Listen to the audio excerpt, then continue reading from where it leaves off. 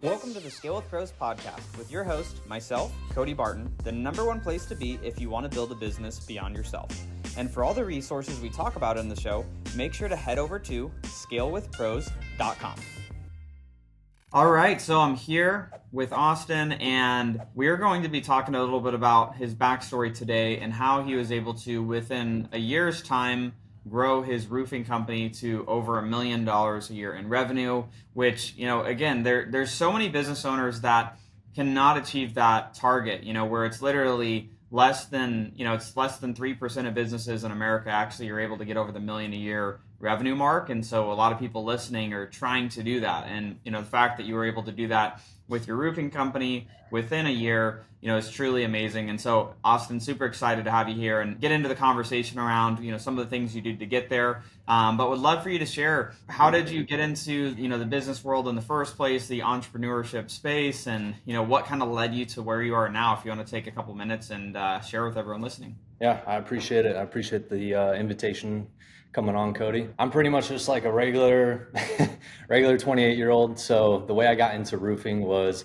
I've been in real estate for probably about 7 years now. So mainly come from that, doing wholesale, fix and flip, stuff like that.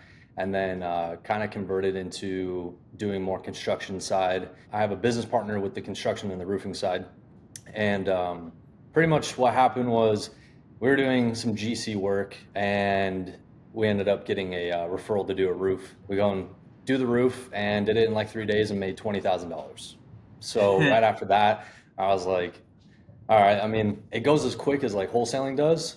And in regards to like getting paid sometimes, obviously that's not every single deal. But after that, I was like, all right, maybe we have something here. And so I kind of waited, and then we ended up starting to get more referrals to do roofs. And it just kind of trickled down. And me as like the branding mind that I have, I'm like, let's just branch that off and make it its own separate company. Because, obviously roofing companies do get bought out. And that's in my head, I'm like, well, if we stick this out for, whatever it is, 10, 15, 20 years, and someone decides to, give us an offer on the business, perfect. I want to have that pretty much soundproof and get it transferred over. So pretty much the way we ended up hitting, it was like $1,068,000 that we hit just shy of 12 months. And then once the 12 months hit, we were at about 1.1 million. So the way we started was I called my mom to pretty much get all the insurance stuff done, because obviously roofing is like the number 4, or I think it's maybe number 3 now, most dangerous job in the world. So call my mom, get the insurance going, and then I go to work on trying to find like a business name for it. And that's kind of like what I like doing, is finding a good name that's catchy and then kind of design around there. Came up with Pro Guard Roofing, which I think sounds pretty good. Pretty much just put it together, and me and my business partner Jeremy went out and started just door knocking. Did that for a little bit, and then on my side, I was more of like behind the scenes, getting kind of like our CRM put together, getting QuickBooks put together, talking to my attorney, getting contracts put together, warranty paperwork. Like there's a list of stuff that goes into it to actually make it like ready to go. But if I focus more on just like doing contracts and trying to like be ready to go, instead of actually just going out there and like actually putting in the work and door knocking and just generating the business, we wouldn't have hit 1.1 million, right? So my business partner, Jeremy, he'd be out door knocking, and then he would text me a list of like 50 to 100, addresses. And me coming back from, the real estate side, skip tracing is a big thing, finding contact information, stuff like that. So he'd send me these lists, and I'm like, dude, I'm not going to go one by one. At first I was, and then I was like, what am I doing? So I pretty much started uploading these lists, and then we'd start cold calling. As soon as I started doing that and getting him back the list with the phone numbers, he basically would just go hit those neighborhoods and cold call those homeowners. Obviously, you're going to get a lot of no's, yeses, screw off, yada, yada, yada. We ended up landing like 3 landlords, which was huge. One of them had, I think, like 6 properties. The other one had about 8. And I think the other one was probably like 4 or 5. But they're all shingle roofs, and they all had wind damage. And we ran them through insurance. So literally within 3 months, we were at about $440,000 in revenue. And I was like, all right, we got something rolling. Yeah. This is, my whole thing is I don't put all my eggs in one basket. Once something starts picking up, I'm like, okay, if it makes sense to continue, let's continue and see where it goes. Did pretty much from there, just door knocking, and I use batch leads. Honestly, that's a huge thing for us in regards to keeping track of houses, lists, phone numbers, stuff like that. We don't use it mainly for the CRM part. What we use it for, hey, let's get in contact with this homeowner because this house is a rental, or a hedge fund might own it. Get in contact with the property management companies, stuff like that. So that was a huge game changer for sure. Yeah, from there we just kept door knocking, focused on the work that we had in front of us. I think we brought on about 3 or 4 guys and trained them to the best of our knowledge. I know how to door knock. Sales, or what were they doing? Yeah, they were basically they're just sales agents. So they'd go out and door knock, prospect, and then if we had any leads come in, we'd shift them over to some of those guys to go do the roof inspections. But yeah, so we had about 3 or 4 guys, and they were consistently getting deals. And then on top of just Jeremy and I going out door knocking, my referral base is definitely pretty solid, which is I'm very blessed for that. It's really not too crazy. It's very simple. It's door knocking, getting your name out there, trying to be the best. Your customer service is number one, and I would say the referral base is huge too. But it's just doing pretty much the grunt work in the beginning, trying to figure it out, making sure you're doing the right things. It wasn't perfect in the beginning by any means, but pretty much me, my business partner Jeremy, and then my project manager Brennan. And Brennan is a little bit younger than I am, but he's been actually doing roofing for I think 7-8 years. So we brought him on, and he helped us, and we helped him in a sense, because he knew everything about roofing. We knew quite a bit, but not everything. But he also had all the crews, and we basically just brought him in, and us 3 kind of just took off with this. So when we're looking at, for someone that's listening, and what would you say, if it was the top, maybe 2 or 3 things that, helped you get to this, million plus mark, for someone that's maybe spinning their wheels a little bit, what were the, a couple of those main things that you really focused on to be able to get to where the business is at today? I would say number one for me, what I looked at is the service-based industry is very hit or miss. You either have really good people and you have really bad people, or really good business and bad business in a sense. So my whole thing was customer service. We're going to go above and beyond, make sure that the communication with us and the homeowner or property manager or whoever it is top of the line, right?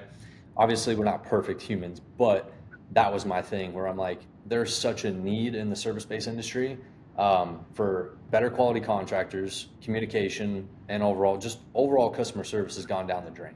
So me being a people person and really honestly, I really care about people. So, and especially if they're paying me to do something, my thing is making sure that job's going to get done to the highest quality, highest standard as I possibly can. I would say number one for sure is your customer service. If you don't have that, or if you don't have people skills, you need to learn people skills. And then I would say number 2, coming from the real estate side, trying to get in contact with those homeowners, finding resources to get in front of those homeowners, especially if they're rentals. I mean, there's so many roofs out here in Arizona that have roof damage that are rentals, and you can't really get in contact with the homeowner. So finding those resources like batch leads is super crucial for us. Honestly, that was one of the other main things for us to get us to that 1.1 mark. I would say number 3, just don't be scared of failing on it. Honestly, door knocking is it's scary for some people because you don't know who's behind that door, and it's just kind of nerve-wracking,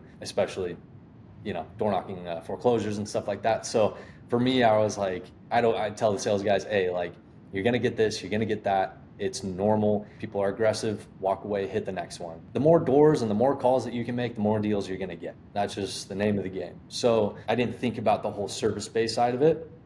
And then we started growing, and I was okay, let's get this Google business page. Let's start requesting reviews and stuff like that, and actually putting ourselves out there and putting my name on it. That was scary for me because I don't like doing bad business, and I can't control everyone. So that was my thing where I'm okay, I got to be confident in what I'm doing and what I'm putting out there, who I'm hiring, and making sure that everyone knows their duties and their jobs, and that at the end of the day, the number one thing is making sure that the customer is happy, that our job is done well, so that we, can move forward with little to no headaches. That's the thing. Yeah, love that. So Yeah. that's, super good nuggets for those listening. And so I would ask you this. So what would you tell yourself to do differently now, knowing what you know, being where now the business is at today, that would have maybe helped you go faster? I used to do insurance when I was about 18 and 19 and 20. I kind of forgot a lot of stuff with the insurance side. But if we knew how to properly supplement for these roofs, there's no doubt in my mind that we would probably be at about 2 million in our first year. And supplementing, essentially what that is you run a house or you run a roof through an insurance company, and then they're going to come out and inspect the roof, and then they're going to give you kind of a scope of work and then their replacement cost. Our jobs as a business owner and a roofer is there's more things that go into play when doing a roof. Like, for instance, a satellite dish, right? We have to take those off and we have to remount those.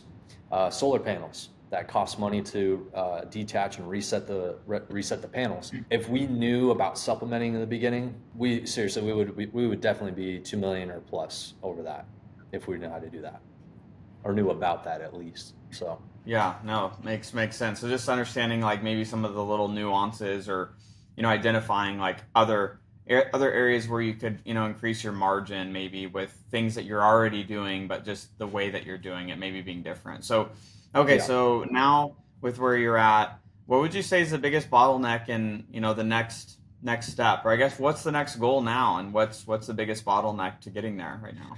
Finding really good quality people, but also people who actually want to work. I think we live in a day and age right now where no one really wants to work. I've worked since I was about 8 years old. I used to work in my uncle's plumbing company way back then. So it's I come from hard work, and I am a workhorse, don't get me wrong, but finding the right people who want to work. That's it.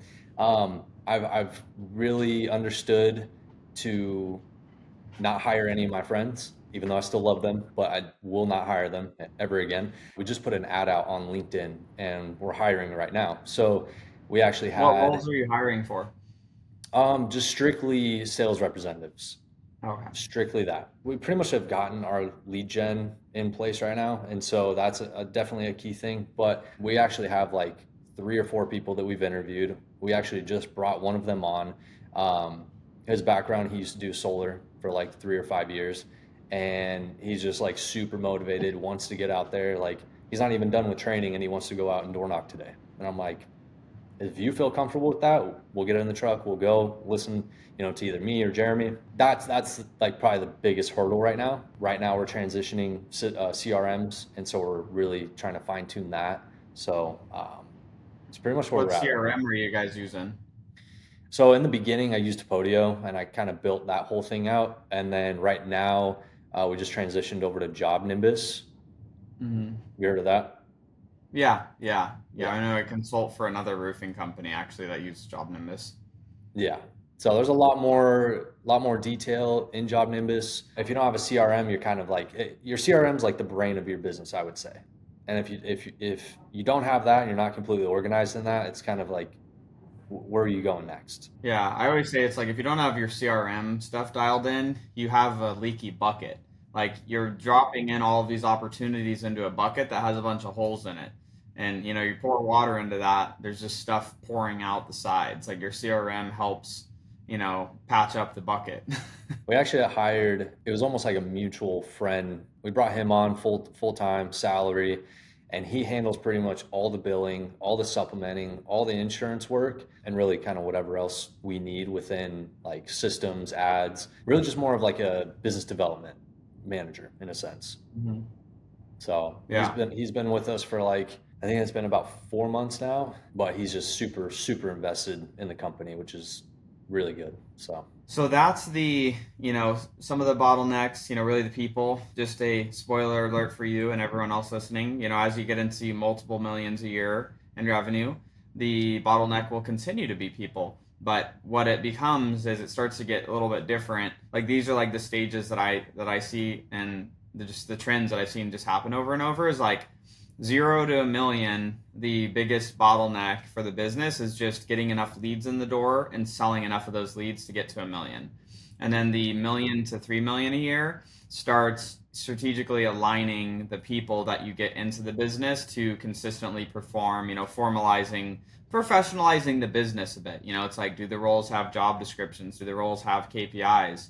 Do we have our process of how we're managing those roles so we can continue to scale? And then 3 million plus is developing the leaders that you have, because then it becomes, okay, it's not you just managing everyone anymore. It's now you managing managers that manage people, and how do we drive those results through those people with their leaders. Like the 1 to 5 million a year business is like, the super fun, because it's like heavy people, getting the right things in place with the people. And what's something that's interesting, Austyn, that I tell people is like, once you get it to about 5 million a year, like, and this is true for most businesses, like 5 million a year plus, it starts to get easier to run the business, because at that point you're able to hire really freaking smart people. It's like when you're doing, a couple million bucks a year, you can't really make sense to go hire that 150K, 180K salaried person that's going to come maybe run one of your whole departments, or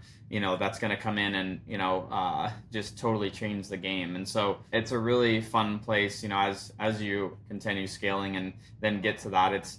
I was having a conversation with, this is a couple episodes ago, with this guy named Devin Johnson. He's grown and scaled, sold a couple companies, and we were just talking about, it's like the 1 to 5 million is like almost so much harder to do, because you're having to do so much and like manage everything while producing and making sure that stuff's happening. And then you start to, build out that team. So one of the things that, we, for those listening, we typically ask a few questions to guests before they're, coming on. And so one of the things that you mentioned was, stop trying to do everything myself and letting go of control.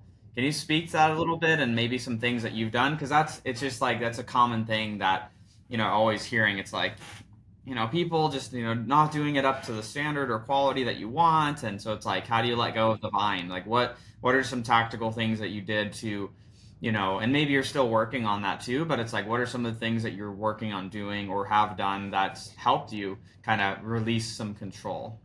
I mean, this goes as far back as soon as I got into real estate. But right now, what I'm trying to do is obviously bring in the right people to alleviate what I do. Pretty much a business manager who we brought in, his name's Josh. He's alleviated like a ton of my stress with like taking care of the billing, sending out contracts, warranty paperwork, systems, ads, just like all that back end stuff. I know how to do it. I've been doing it for a really long time, but it's taxing.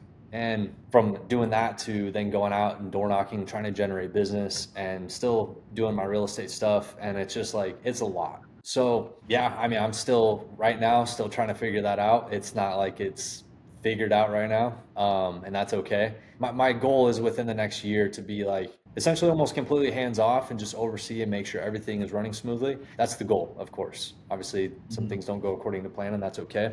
You have one way to do it, and you don't think anyone else's way to do it is just as good as yours. You're gonna hurt yourself. So my biggest thing right now, within the last, I would say probably last year and a half, I've really tried to honestly just kind of let go of that control and just know there's people who are just as good as me, if not better, and just kind of let things ride. It's like, I guess we'll go back to like spilling that bucket, right? Like my bucket has been so confined and like filled to the top that now I'm just kind of like, all right, let me splash a little bit over here, let me splash a little bit over there, and just let me see how these people do it and alleviate my stress. Definitely not figured out yet, but we're in motion, that's for sure. So are there what I was going to say was, are there any books that you're reading or anything you're going through to help you with that? Honestly, no. I have not been like a big book reader at all. I wish I was, but I'm definitely not. I don't have anything other than like, on social media. I do follow a lot of pretty smart people just in different categories of businesses and stuff. You yourself, obviously, not really, no books. Got it. So obviously, challenge, but I would recommend, there is a book called The 1 Minute Manager Meets the Monkey by Ken Blanchard. Okay. I think you can get it on Audible, I think. So are you more like, are you more of someone that would consume something via Audible, or like, obviously not a physical book, it sounds like. Probably, yeah, honestly, probably Audible. It's for me, something's got to be interesting for me to be like actually involved in it. So I'm a better listener than I am a reader. There's obviously some books on, some of those things that can be helpful, and I think it's about, it's getting excited about the outcome that you get versus the thing that you're doing of like reading the book. It's like, what is the outcome that I get from maybe reading this, or the outcome that I get from listening to this audio? Well, if I'm able to let go of the vine even more in my business and let my team be poured into, and them, deliver the results, that, what's the benefit? More freedom, more profitability, more flexibility, right? It's like all of those things that happen because of that. One of the things that you also, had answered on one of the questions was, biggest struggle. Obviously, you already mentioned finding the right people, but the other thing was like identifying the tasks that you should and shouldn't be doing. Could you kind of share a little bit more on that, like where you're coming from with that? So like obviously in the beginning, it's just me and my business partner kind of figuring everything out. The tasks that are very like that can be taxing on me is just the simple stuff of like sending out invoices, billing, any sort of like CRM stuff, even though like I enjoy doing it, but once we started getting so busy, I was just like, this is too much. So it's really that is just the smaller behind the scenes, more desk type software, billing, all that stuff. That's what I've been trying to alleviate and put it on someone else. I still do sometimes some of the billing here and there. It just depends on the customer. If it's a big time home builder, obviously we want to make sure that we have everything in line and, before we start, doing some of the work with them. What is our time worth, or what are we, kind of reverse engineering, right? So it's like, let's say, for example, we want to take home $1 million a year, right? It's like $1 million a year. If you average it out hourly, 40 hours a week, a couple of weeks of vacation a year, it's about $500 an hour. And so one of the exercises that, like on the partnered businesses with, other business partners that I have and businesses that we work with, one of the things that we do is this, an activity inventory audit. It's like basically you list out all of the things that you're doing daily, weekly, monthly, and then you're looking at, okay, based off of the things that you're doing, what are the things that maybe you're excellent at, unique abilities, but then you're looking at like, what is the dollar per hour of that type of task being done, like doing billing. Like that's definitely a $10, $15, $20 an hour activity, right? Once you kind of have that in front of you and you can see like, what are all the things that I'm doing, what are the things that I'm doing actually worth on like a dollar per hour type of activity.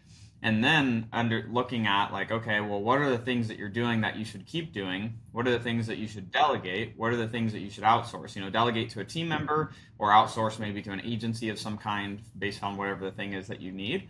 And that becomes one of the biggest helpful things that you could do to consistently be like peeling things back off of your plate. Because the more low dollar tasks that we do as business owners, it just keeps us in the minutia, and it keeps us doing things that are not, adding to the, top line and bottom line, by growing the company. So that's one of the things that I always tell people, because then you can identify what you can give to maybe that, team member that's doing some of the admin stuff that you're doing, kind of peel some of that off and replace it with those $500 an hour activities, which, if we think about it, like you're talking about like your referral relationships, those are really great activities to be spending time on, because you get paid over and over again on those referrals and, some of those other things that are high value. A lot of it's really around relationship building, and then leading our teams too becomes like high value, because then we, they go do their work while we, gave them the outcome that we want them to be able to achieve. So in the beginning, you have to be like, as a business owner, like you're all over your business and you're trying to basically just like control it the whole way around from point A to point B 24/7. And then once you start growing and you want to obviously, implement these other types of people to take all these tasks on. I think for me right now, it's like, yes, I'm shifting from that because like I'm still young. I'm 28 and now I'm having to shift into like being a leader, right? That's a whole new kind of like learning curve for me. So that I would say as like a business owner, that can be kind of scary as well. It's like in the beginning, okay, service-based business, generate business, put your name out there, you got reviews, people have an opinion about you, your quality of work, stuff like that, and then just who you are overall in a company. And then now it's like, all right, I'm over here. Now we're trying to bring on quality people, and then, to be a leader with that, and then bringing on, other guys who have experience in the roofing industry, have experience growing sales teams to let them do that job. But for right now, it's more of like I'm in that transition where, okay, now I have to be the leader, and we'll see how that goes. It's a learning curve, and the thing about leadership is it's a summitless mountain. We can always be better leaders. We can always be, identifying better ways to lead our people. But the really cool thing about leadership is, when we grow our leadership lids, it's what allows the whole company to grow. Our companies reach this cap. Like our cap is determined by our leadership lid. And just going to challenge you, leaders are readers, so it doesn't need to be a physical book, but, listening to audios and things because it'll help you raise the lid, and you can continue to go to that next level, that next level, that next level. I've been coaching with, I have two business coaches, but one of them has primarily been coaching me on leadership for the last couple of years. And he grew a technology company to 100 million a year and grew the executive leadership team to do it. And there's these things that, as the different companies that I'm involved in have grown, there's so many things I don't understand how to do by like a lot of the technology stuff, a lot of the, the finance stuff, a lot of different things. A lot of the marketing in certain areas, I don't have any idea how it works. But, one of the things that, he's really coached me on is, as a leader, just being able to become crystally clear on the outcome that you're looking for, to be able to convey that in a way that makes sense to the team member that's going to execute on it, because then they can do it. It's like, you can explain to a web developer what you want based on the outcome without telling them what do they need to use WordPress or high level or what software to use and what, how it should look. It's like, tell them the outcome, and then, if you hire a professional, they should, go and create the result. That's been something that's definitely been helpful for me, as we have a CFO that, like, I don't understand, like, closing the books and, like, financial forecasting, rolling forecasts, and all this freaking complex stuff. But it's like, I know the outcome that I want, which is, like, getting certain financial deliverables and certain timelines. And, it's like being able to explain that. And so that's one of the cool things, though, about, as you continue on this leadership journey, Austyn, is, like, the more you can, like, share the clarity of the outcome that you want to certain team members, then they, if they're a professional, then they're accountable to go and achieve that outcome. Very big on, like, outcome-based management versus, like, micromanaging team members. Honestly, that was the main thing that I had said to the guys that we started bringing on. I'm like, look, I'm not a micromanager. I don't want to be a micromanager. Obviously I have a level of expectations out of you, and you have a level of expectations out of me. So here's my expectations. What are your expectations? Okay, cool. That was a big thing for me. Micromanaging is not, I don't like it, and I don't like doing it to people. So yeah, doesn't feel good. Everyone's had an experience or seen it, happen where that, so people are being micromanaged. Never a good spot. So I guess, for you, Austyn, I'd be happy to talk about, like, anything you want to through your business, or, like, things that you're trying to overcome. And otherwise, we could also go direction of talking about team issues or challenges and, like, working through a couple of those over the next, like, 10, 12 minutes before we wrap up. But I'm curious if there's anything you want to go through. we're in the spot, obviously, where we're obviously trying to find good people. And, obviously I'm going to keep saying that because that's, like, in the spot that we're at. Like, we've pretty much dialed in how the process works with roofing. Products knowledge is huge. You can have one sales guy who can go sell, and then you have one guy who can go sell but has all the knowledge with the products. So that's, like, another thing where we're trying to obviously implement that into our guys right now. Obviously this is a commission-based job, and then keeping them motivated, keeping them self-accountable. Like, what are, I guess, me asking you, like, what are some things that you've done and that you've done in your business and vice versa, if who you've worked for before, to kind of keep you motivated in that aspect? I can be as motivating as possible, but at the end of the day, it's up to them, and then really giving them the tools and the direction. So one of the things, and like this is, not a lot of people think this way about like hiring and building teams, but like for roles that are higher churn, which are, roles that are, they come and go, they're going to be, Yeah. in for maybe 30, 60, 90 days, 120 days, then they're out the door. Now you got to get someone else in. Building out like a hiring system to create predictable results. And so what do I mean by that? So for example, one of our companies is a cleaning company that we bought this last year.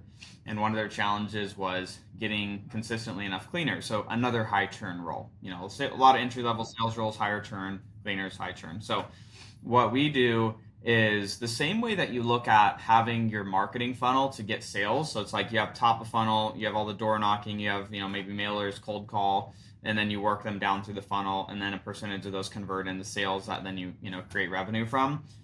I'm a big fan of, for high churn roles, creating a similar funnel for the hiring. So you have your platforms that you're hiring on, and having applications coming in all the time. So what that looks like, we're a big fan of Indeed. We hire most of our people through Indeed. So it's like on Indeed, we will have ads running for the higher churn roles, even if we're not hiring. Like if we don't need to hire someone this, we have the ad running always. Like we're always running. So we're always getting new applicants coming in. And then when we have those new applicants coming in, then we're tracking the data on it too. It's like, okay, on every week we get 100 applicants. Every week out of those 100 applicants, we do outreach, and 10 of them want to do an interview.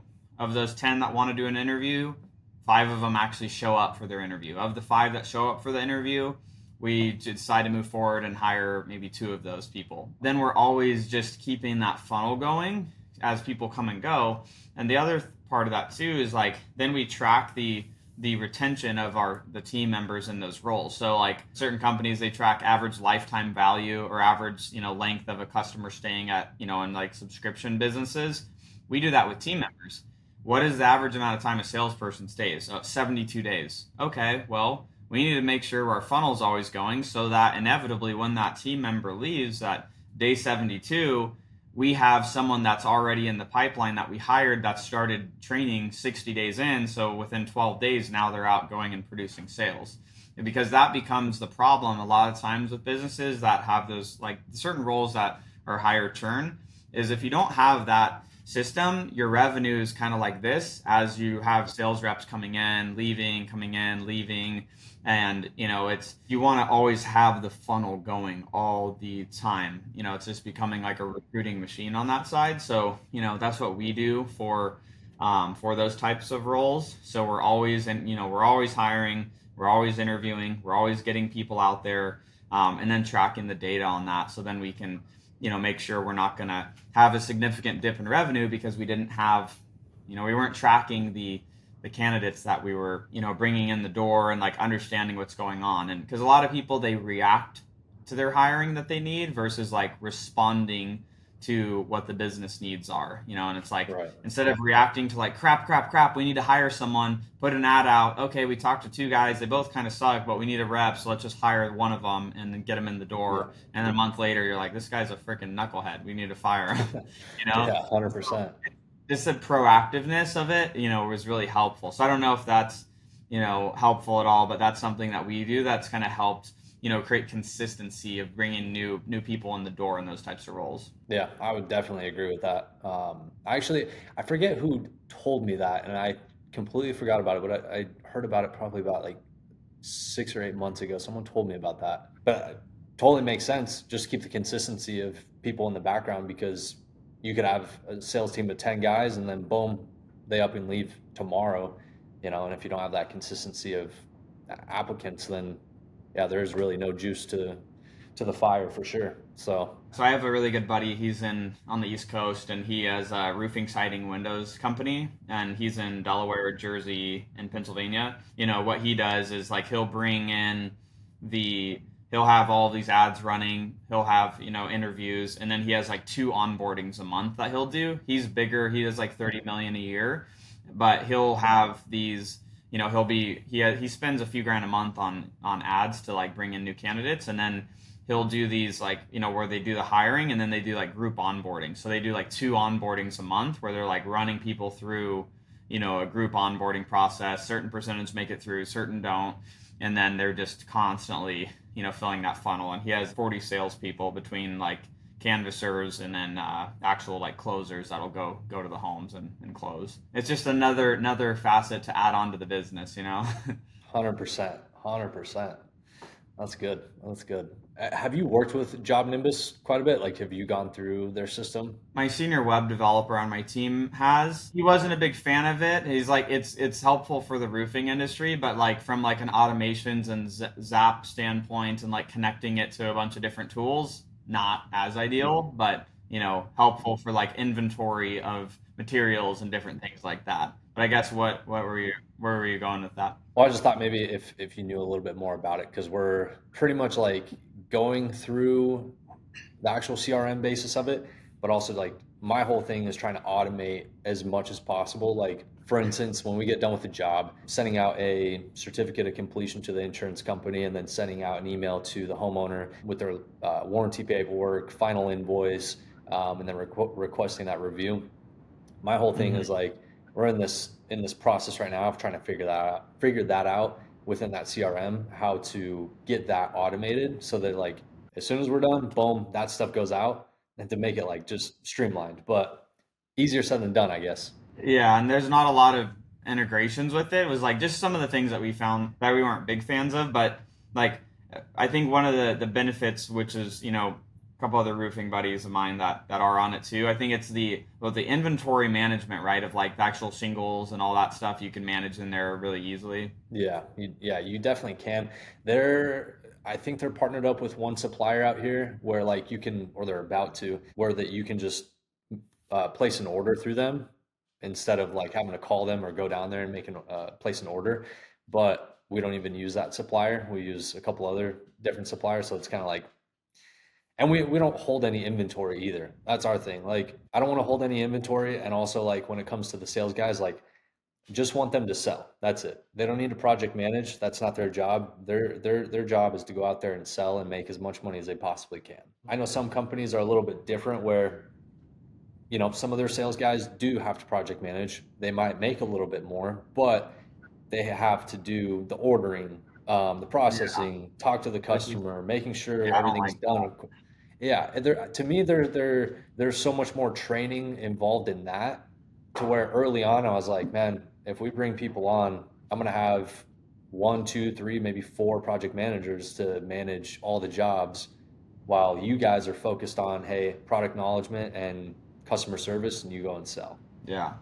So what was the reason to switch to Job Nimbus? What was the thing that you were hoping it was going to be able to solve that like Podio or another platform wouldn't? I would say more of the organization. I think Podio is outdated to a certain extent. Yes, you can customize it as much as possible, which I've done before in the real estate side. Um, but Job Nimbus was definitely more tailored to roofing and kind of exactly what we needed in a sense. Podio is like a blank slate. Yeah. You don't really have a direction with it. It's up to you to figure out that direction. And so in my head, I was like, okay, I know how to build out Podio myself. So I implemented a few things in there to make my job easier because I was managing it. But now I'm like, I want to put all this over here in the Job Nimbus, have Josh take care of it, and then have all of our sales guys have their own little portal and be able to just honestly just keep track of everything. I think, again, your CRM is your brain. And I would say, especially if you're gonna, sell your business later down the road and you don't have a brain to the business, I wouldn't want to buy that. You know what I mean? Oh, yeah. So Yeah, that absolutely. was the whole reason we transitioned, really. It's more just tailored to the roofing side. So Yeah, makes sense. So as we're coming up here on the last couple minutes, Austin, what is any final words of wisdom that you'd share with the folks that are listening and that are like trying to make it to that million plus a year? Maybe if you're thinking of it as another business owner that's maybe doing a couple hundred grand a year in revenue, just insight that you'd share with them to help them continue on that path to $1 million a year, and they kind of industry non-specific, I guess, as well. everyone says hard work, but it's really just getting out there and like actually doing it. I come from doing wholesale real estate, and then I transitioned into doing a lot of fix and flips. So my first deal, I had a friend basically fund that fix and flip. I funded the rehab cost on it, and we made like 13,000 on that. Ever since then, pretty much I've grown that side. I've raised private capital to do a lot more fix and flips on a higher volume. That part was super stressful because I had 20 to 25 houses at a time and like no project manager. Like I was doing everything by myself. I had no idea how much money I made. And my accountant, as soon as the end of the year came, and back in 2021, and I did about 8 or 9 million in revenue. And that was my first year ever actually netting a little over $1 million. And for me, it's like I had no idea where that money went. Where I bought a house, I bought 4 rentals, I bought another car, I bought a truck, really for the business side of it. I would say no matter what business you're in, no matter how much money you're making right now or even starting off, an accountant or CPA is like super crucial. I've had one for many, many years. Knowing where your money's going, money management is huge. I didn't get taught any of that. Obviously, we don't get taught that in school. So pretty much I'm self-taught with everything I've done here. So having a good CPA, knowing where your money's going, money management, stuff like that, knowing what you can write off. With the more service-based industry for the roofing side of it, yes, going out there and doing the actual work, experiencing it, educating yourself on what you're actually doing in that business, whatever category that is, whether it's marketing, roofing, construction, real estate, software, anything like that. But like, I would say just be obsessed with it and be aggressive. Be aggressive in a good way where like you have that clear picture where you want to go and where you want to take it and how much you want to make, not being like super rude to people and, getting from point A to point B the wrong way, right? So Yeah, aggressive in your actions. 100%, 100%. Like for me, I'm a very bold person. I know some people aren't like that. And so it's kind of like just knowing how to tone it up and tone it down when you're around certain people who and especially customers too. Like you got to be very cool, collect, and confident when you're talking to homeowners or customers, anything like that. So any other like nuggets that I could say is don't believe everything you see on social media. Um, even I'll be brutally honest here. Yes, we did about 1.1 million, and our net income I think was about 485 to about 500, but we reinvested pretty much all that back into the business, and that comes with your CRM. We brought on our guy Josh. He's on salary. We bought 2 company trucks. We got them wrapped. More branding, more exposure, focused more on the marketing side of it. We have 2 smaller offices at a building. We're also keeping our overhead super low. So it's reinvesting in the business, but don't reinvest so much to where your overhead is way high.